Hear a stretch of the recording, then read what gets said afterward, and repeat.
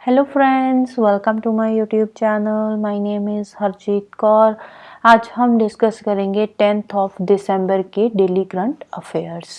तो अगर आपको इस पर्टिकुलर लेक्चर की पीडीएफ चाहिए तो उसके लिए आप मेरा टेलीग्राम चैनल भी ज्वाइन कर सकते हो।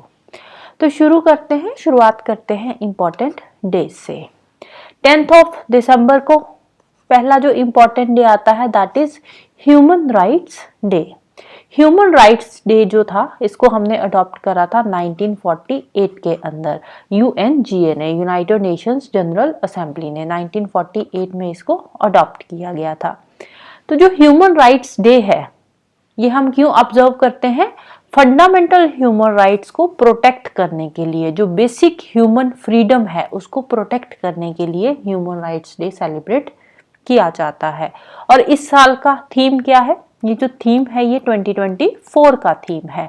तो थीम है our rights our future right now. Right, our rights our future right now इसका थीम है। नेक्स्ट आता है 10th ऑफ दिसंबर को death anniversary of Alfred Nobel. Alfred Nobel ji की डेथ एनिवर्सरी आती है 10th ऑफ दिसंबर को। डेथ कब हुई थी? 10th ऑफ दिसंबर 1869 के अंदर। राइट, तो नोबल प्राइज जो दिए जाते हैं उनके फाउंडर हैं ये अल्फ्रेड नोबल। इसके अलावा ये फेमस साइंटिस्ट हैं, इन्वेंटर है और बिजनेसमैन भी है। फादर इनके जो थे वो एक इंजीनियर थे और इन्वेंटर थे। जन्म कब हुआ था इनका? 21 अक्टूबर 1833 के अंदर। राइट, 1833 में जन्म हुआ था और 1869 में डेथ हो गई थी 10th ऑफ दिसंबर को। डायनामाइट इन्वेंट करा था। इसके अलावा और भी बहुत सारे पावरफुल एक्सप्लोसिव जो थे वो इन्होंने इन्वेंट करे थे। नेक्स्ट हम चलते हैं न्यूज़ पे। तो आज का जो न्यूज़ का फॉर्मेट है उसको हमने थोड़ा सा चेंज करा है। तो ये जो चेंज किया है वो कैसा लगा है, do let me know in the comment section. तो आज की पहली न्यूज़ पे चलते हैं, that is prime minister Shri Narendra Modi launches LIC's बीमा सखी योजना। LIC की बीमा सखी योजना को लॉन्च किया है हमारे प्राइम मिनिस्टर ने। ये जो न्यूज़ है ये PIB की न्यूज़ है। सोर्स क्या है इसका? PIB। तो हमारे प्राइम मिनिस्टर ने लॉन्च करा है बीमा सखी योजना। कौन सी इंश्योरेंस कंपनी की ये जो योजना है? ये योजना है LIC की, लाइफ इंश्योरेंस कॉर्पोरेशन की। अब ये इसको जो लॉन्च किया गया है ये किस लिए लॉन्च किया गया है? विमेन एम्पावरमेंट के लिए और विमेन की फाइनेंशियल इंक्लूजन को बढ़ाने के लिए इसको लॉन्च किया गया है। कहाँ से लॉन्च करा है? इसको लॉन्च करा गया है पानीपत, हरियाणा से। कहाँ से लॉन्च किया गया है? पानीपत, हरियाणा से इसको लॉन्च किया गया है। अभी रिसेंटली हमने पढ़ा था इंटरनेशनल गीता जयंती महोत्सव। राइट, तो अब ये इंटरनेशनल गीता जयंती महोत्सव जो हुआ था ये कहाँ पे हुआ था? ये भी हरियाणा में ही हुआ था, कुरुक्षेत्र के अंदर। कुरुक्षेत्र क्या है? Land of Gita. तो हरियाणा से ही अभी ये जो बीमा सखी योजना है इसको लॉन्च किया गया है। तो इसके साथ साथ एक फाउंडेशन स्टोन भी रखा गया है। एक कैंपस का नाम क्या है? Maharana Pratap horticulture university Karnal. Maharana Pratap horticulture university Karnal का फाउंडेशन स्टोन रखा गया है। करनाल कहाँ पे है? हरियाणा के अंदर ही है। और इस टाइम पे हरियाणा के अंदर एक मंत्र चल रहा है। क्या है इनका स्लोगन? एक है तो सेफ है, एक है तो सेफ है। ये हरियाणा का एक स्लोगन है। तो इसको इन्होंने एक तरह से अप्रिशिएट करा है हरियाणा के लोगों को इसके लिए, क्योंकि एक है तो सेफ है का क्या मतलब है कि अगर मिलजुल कर हम काम करेंगे कंट्री के लिए तो हम सेफ भी रहेंगे और आगे हम अपनी कंट्री की डेवलपमेंट में भी हम आगे कंट्रीब्यूट कर सकते हैं। तो इसको इन्होंने एक एग्जाम्पल सेट किया है पूरी की पूरी कंट्री के लिए। राइट, तो यहाँ पे इसका टारगेट क्या है बीमा सखी योजना का? इसका टारगेट है एम्प्लॉयमेंट अपॉर्चुनिटीज प्रोवाइड करना 2 लाख विमेन को अंडर बीमा सखी योजना। एम्प्लॉयमेंट अपॉर्चुनिटीज यहाँ पे प्रोवाइड करनी है 2 लाख विमेन को under Bima Sakhi Yojana. Next, DPIIT inks MOU with Flipkart to invest in and mentor Indian startups. DPIIT ने MOU साइन करा है किसके साथ? फ्लिपकार्ट के साथ। किस लिए? इंडियन स्टार्टअप्स के लिए। उनको एक तरह से इंपावर करने के लिए, इनकरेज करने के लिए उनको ये स्टार्टअप जो है शुरू किया गया है। राइट, अगेन ये जो न्यूज़ है ये भी कहाँ की है? PIB की ही न्यूज़ है। डीपीआईआईटी क्या है? Department for promotion of industry and internal trade. किसके साथ पार्टनरशिप करी है इन्होंने? फ्लिपकार्ट के साथ पार्टनरशिप करी है। फ्लिपकार्ट क्या है? इंडिया की एक ई कॉमर्स मार्केट है। तो इन दोनों के साथ एग्रीमेंट साइन हुआ है। किसके लिए? To support and impart tech startups across India. India में जो टेक स्टार्टअप्स शुरू हो रहे हैं उनको सपोर्ट करने के लिए और इनको इम्पार करने के लिए इसको जो है इन दोनों के बीच में एग्रीमेंट साइन हुआ है। तो इसका मेन एम क्या है? इनकरेज करना growth of innovators and entrepreneurs. Next है PM to interact with participants of Smart India Hackathon 2024 on 11th of दिसंबर।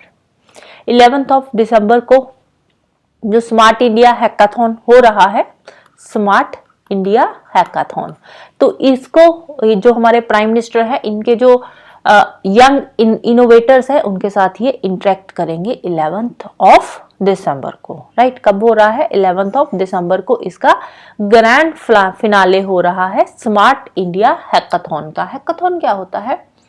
एक हैकाथॉन एक तरह से एक इवेंट है। इसमें क्या होता है? इसमें जो कोडिंग डिकोडिंग से रिलेटेड होते हैं वो सारे पार्टिसिपेट करते हैं। जो भी अलग अलग मिनिस्ट्रीज की प्रॉब्लम्स होती है उनको सॉर्ट आउट किया जाता है। राइट, तो इनके 11 दिसंबर को ये हो रहा है और इस दिन हमारे जो प्राइम मिनिस्टर है वो यंग इनोवेटर्स के साथ इंटरेक्ट करेंगे। 1300 स्टूडेंट्स से भी ज्यादा की एक टीम है जो यहाँ पे ग्रैंड फिनाले के अंदर पार्टिसिपेट कर रही है और उनको एड्रेस कर रहे हैं हमारे प्राइम मिनिस्टर। 7th एडिशन का ये है स्मार्ट इंडिया हैकाथॉन जो है ये 7th एडिशन का है और ये शुरू होने जा रहा है 51 नोडल सेंटर्स पे nation wide on 11th of दिसंबर। यहाँ पे 2 एडिशंस होंगे, एक सॉफ्टवेयर एडिशन होगा, दूसरा हार्डवेयर एडिशन होगा। जो सॉफ्टवेयर एडिशन होगा वो 36 घंटे तक चलेगा नॉन स्टॉप और हार्डवेयर एडिशन जो है वो 11 दिसंबर से लेकर 15 दिसंबर तक जो है चलेगा। राइट, तो यहाँ पे जो स्टूडेंट्स की टीम है वो काम करेगी। जो भी प्रॉब्लम स्टेटमेंट्स अलग अलग मिनिस्ट्रीज की है या डिपार्टमेंट्स की है, अराउंड 250 प्रॉब्लम्स जो है सबमिट करी गई है मिनिस्ट्रीज के द्वारा। अलग अलग जो मिनिस्ट्रीज है उन्होंने ये प्रॉब्लम्स अपनी सबमिट करी है, जिन पे काम कौन कर रहे हैं? हमारे जो स्टूडेंट्स की टीम यहाँ पे पार्टिसिपेट कर रही है वो प्रॉब्लम स्टेटमेंट्स के ऊपर ये काम करेगी। राइट, 17 थीम्स है अलग अलग सेक्टर्स के। सेक्टर कौन कौन से हैं? हेल्थ केयर हो गया, supply chain and logistics, smart technology, heritage culture, sustainability, education and skill development, water, agriculture and food, emerging technologies and disaster management. ये सेक्टर्स है, इनको रट्टा लगाने की बिल्कुल जरूरत नहीं है। तो इनसे रिलेटेड जो भी प्रॉब्लम्स आई है उन पे सोल्यूशंस जो है देंगे हमारी जो स्टूडेंट्स की टीम यहाँ पे आ रही है। राइट, नेक्स्ट है फॉर्मर प्रेसिडेंट ऑफ चिले। चिले की फॉर्मर प्रेसिडेंट रह चुकी है मिशेल बैशले। मिशेल बैशले कौन है? चिले की फॉर्मर प्रेसिडेंट। अब इनको कॉन्फर किया जा रहा है Indira Gandhi peace prize. Indira Gandhi peace prize 2024 आना चाहिए था। 2024 का जो इंदिरा गांधी पीस प्राइज है ये इनको दिया जा रहा है। राइट, नाम है मिशेल बैशले इनका। तो अब किस लिए दिया जाता है इंदिरा गांधी पीस प्राइज? कौन देता है? पहली बात इंडिया देता है। इंदिरा गांधी पीस प्राइज किस लिए दिया जा रहा है? क्योंकि इन्होंने जेंडर इक्वालिटी को इम्प्रूव करने के लिए काम किया है, ह्यूमन राइट्स के लिए काम किया है और डेमोक्रेसी के लिए काम किया है, इसीलिए इनको ये प्राइज दिया जा रहा है। एक तो ये चिले की फॉर्मर प्रेसिडेंट रह चुकी है, इसके अलावा ये फाउंडिंग डायरेक्टर थी यूएन विमेन की, यूएन हाई कमिश्नर भी रह चुकी है ह्यूमन राइट्स के अंदर और चिले की प्रेसिडेंट तो थी ही थी, फॉर्मर प्रेसिडेंट थी। राइट, नेक्स्ट है यूनियन हेल्थ मिनिस्टर। कौन है union health minister? Shri JP Nadda. इन्होंने लॉन्च करा है 100 डेज का nationwide campaign to reduce TB incidents. जो टीबी के इंसिडेंट्स होते हैं उनको कम करने के लिए 100 डेज का एक कैंपेन लॉन्च किया गया है। कहां से लॉन्च हुआ है? तो ये लॉन्च हुआ है पंचकूला हरियाणा से। पंचकूला हरियाणा से इसको लॉन्च किया गया है। किस लिए? टीबी इंसिडेंसेस को कम करने के लिए और जो डेथ रेट है उनको कम करने के लिए। तो इसका मेन फोकस क्या है कि जो टीबी पेशेंट्स है उनको हमें ट्रीट करना है 347 मोस्ट अफेक्टेड डिस्ट्रिक्ट्स के अंदर। 347 मोस्ट अफेक्टेड जो डिस्ट्रिक्ट्स है यहाँ पे जो टीबी के पेशेंट्स हैं उनको डिटेक्ट करना है और उनका ट्रीटमेंट करना है, राइट। अब एक टाइम था जहां पे टीबी को, उस टाइम पे टीबी को क्या माना जाता था, एक स्लो डेथ माना जाता था कि जो टीबी है वो एक स्लो डेथ है, धीरे धीरे इंसान को खत्म कर देती है। इवन के जो फैमिली मेंबर्स है जो सफर कर रहे हैं टीबी से, उनको भी आइसोलेट किया जाता था सो दैट कि आगे टीबी जो है वो स्प्रेड ना हो। टीबी क्या है, ये एक बैक्टीरियल डिजीज है, लेकिन 2018 के अंदर हमारे जो प्राइम मिनिस्टर है उन्होंने क्या विजन बनाया है, हमारा विजन है कि 2030 से पहले पहले हमें अपनी कंट्री से टीबी को खत्म करना है। 2030 जो है ये एक डेडलाइन रखी गई है सस्टेनेबल डेवलपमेंट गोल्स के अंदर टीबी को खत्म करने की, कि 2030 तक हम टीबी को बिल्कुल खत्म कर देंगे। और इंडिया का विजन क्या है, इंडिया का विजन है कि हम 2030 से पहले ही टीबी को खत्म कर देंगे, राइट। तो यहाँ पे हमारे इंडिया के अंदर आयुष्मान आरोग्य मंदिर शुरू करे गए हैं, 1.7 लाख है, जिसकी वजह से जो टीबी है आज की डेट में वो इजीली डिटेक्ट कर लिया जाता है। और रेट जो है टीबी का वो भी इंडिया में काफी डिक्लाइन हुआ है, जो केसेस हैं पहले से कम आते हैं। इसके अलावा जो डेथ रेट है वो भी कम हुआ है, पिछले 10 सालों में 21.4% डेथ रेट जो है कम हुआ है टीबी का। तो गवर्नमेंट जो है हमारी ये 4 T's पे काम कर रही है टीबी को कम करने के लिए। कौन सी है ये 4 T's? Test, track, treat and technology. Test मतलब जो टीबी है उसका प्रॉपर टेस्ट किया जाए, उसके बाद ट्रैकिंग हो, जो टीबी के पेशेंट्स है उनको ट्रैक किया जाए और प्रॉपर उनका ट्रीटमेंट किया जाए with advanced technology, right. Next है government approves opening of 85 new Kendriya Vidyalaya and 28 Navodaya Vidyalaya. Government का अप्रूवल आ चुका है कि हम 85 नए केंद्रीय विद्यालय शुरू करेंगे और 28 नए नवोदय विद्यालय शुरू करेंगे। केंद्रीय विद्यालय क्या होते हैं? केंद्रीय विद्यालय जो होते हैं ये उन बच्चों के लिए है जो सेंट्रल गवर्नमेंट एम्प्लॉयज हैं या डिफेंस एम्प्लॉयज हैं, जिनकी अक्सर कर ट्रांसफर होती रहती है, तो उनके बच्चों की जो स्टडी है उसमें कोई इफेक्ट ना पड़े उसके लिए ये केंद्रीय विद्यालय जो है वो शुरू किए गए हैं। और यहाँ पे क्वालिटी एजुकेशन प्रोवाइड की जाती है।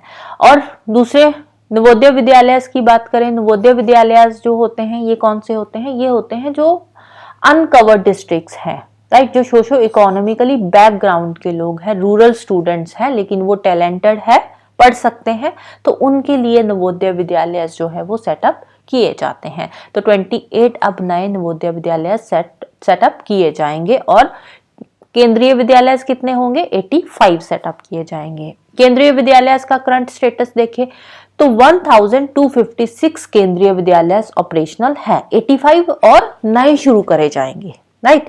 तो 1256 केंद्रीय विद्यालय ऑलरेडी ऑपरेशनल है, जिसमें से 3 इंटरनेशनल स्कूल्स भी है केंद्रीय विद्यालय के। कौन कौन सी कंट्रीज में है? एक है मॉस्को के अंदर रशिया, दूसरा काठमांडू नेपाल में और तीसरा तेहरान ईरान में, राइट। 13.56 लाख स्टूडेंट्स को ये सर्व कर रहे हैं।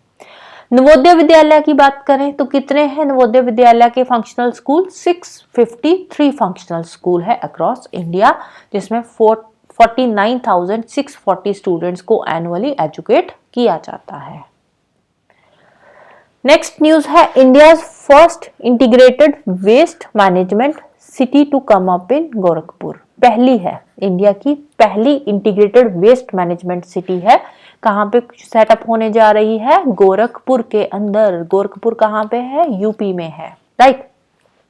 तो पहला ये इंटीग्रेटेड वेस्ट मैनेजमेंट सिटी कम लर्निंग सेंटर जो है वो शुरू किया जाएगा गोरखपुर में, सुथनी विलेज के अंदर। कहाँ पे? सुथनी विलेज के अंदर 40 एकड़ की जमीन है जिसपे ये प्लांट जो है बनाया जाएगा, राइट।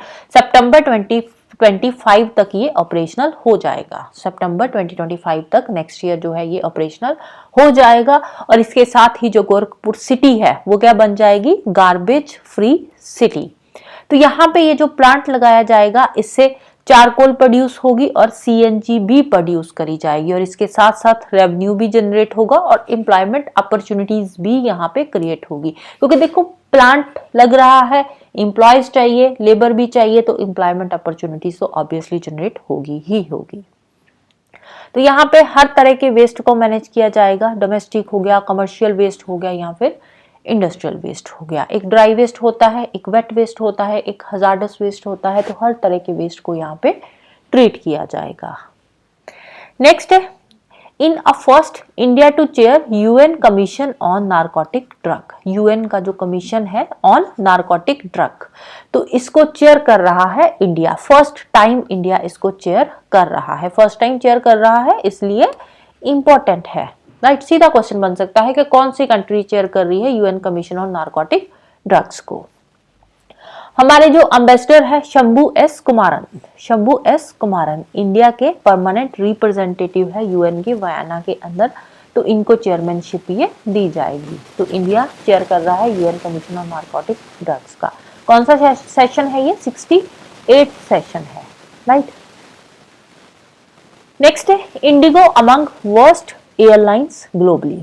एयर हेल्प 2024 की एक रिपोर्ट आई है जिसके अकॉर्डिंग जो इंडिगो एयरलाइन है इसकी वर्स्ट परफॉर्मेंस रही है ग्लोबली, लेकिन इंडिगो इस चीज को मानने के लिए तैयार नहीं है।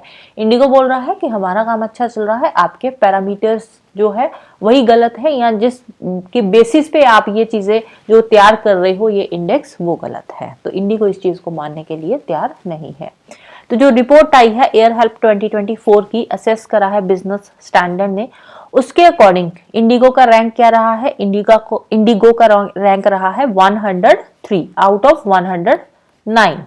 तो 109 एयरलाइंस थी जिसमें से इंडिगो का रैंक रहा है 103, तो वर्स्ट परफॉर्मेंस रही है इंडिगो की। राइट, तो making it one of the worst performer. तो इसके साथ ही जो टाटा एयर इंडिया है, टाटा एयर इंडिया जो है उसकी जो है हमारी रैंकिंग है थोड़ी बेटर है। कौन सी रैंकिंग है? 61st। टाटा एयर इंडिया की रैंकिंग कौन सी है? 61 रैंकिंग है।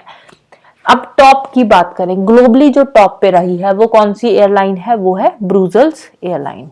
ब्रूसेल्स एयरलाइन जो है ये टॉप पे रही है, इंपॉर्टेंट है, याद रखनी है। टॉप की एयरलाइन इंपॉर्टेंट है। इंडिया में टाटा एयर इंडिया का रैंक 61st है, ये भी याद रखना है। राइट, तो ये बेस्ट एयरलाइन है। और इसके बाद सेकंड आता है कतर एयरवेज का।